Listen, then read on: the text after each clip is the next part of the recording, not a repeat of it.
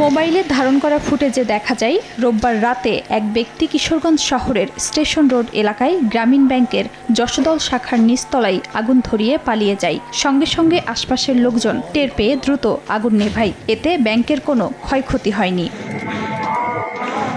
একই রাতে মোটরসাইকেলে এসে কয়েকজন পাকুন্দিয়া উপজেলার শ্রীরামদি এলাকায় আসে। পরে গাছ কেটে রাস্তা অবরোধ করলে কিশোরগঞ্জ পাকুন্দিয়া সড়কে যান চলাচল বন্ধ হয়ে যায়। খবর পেয়ে পুলিশ ঘটনাস্থলে গিয়ে গাছ সরিয়ে ফেলে।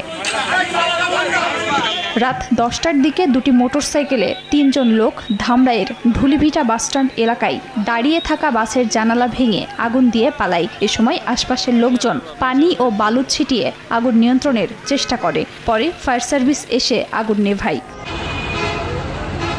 রাত 9:30টার দিকে গাজীপুরের টঙ্গীতে বিআরটি ফ্লাইওভারের ওপর থেকে টঙ্গী ঘোড়াশাল সড়কের ওপর ককটেল নিক্ষেপ করে দুর্বৃত্তরা। এ সময় বিকট শব্দে বিস্ফোরণ হলে পথচারীরা আতঙ্কিত হয়ে পড়েন।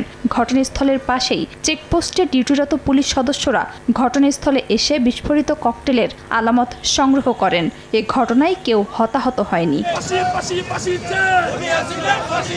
এদিকে শেখ হাসিনার রায় ঘোষণা ঘিরে নাশকতা ঠেকাতে ফেনী শহরের বিভিন্ন সড়কে মোটরসাইকেলে মহড়া দিয়েছে ছাত্র শিবিরের নেতাকর্মীরা।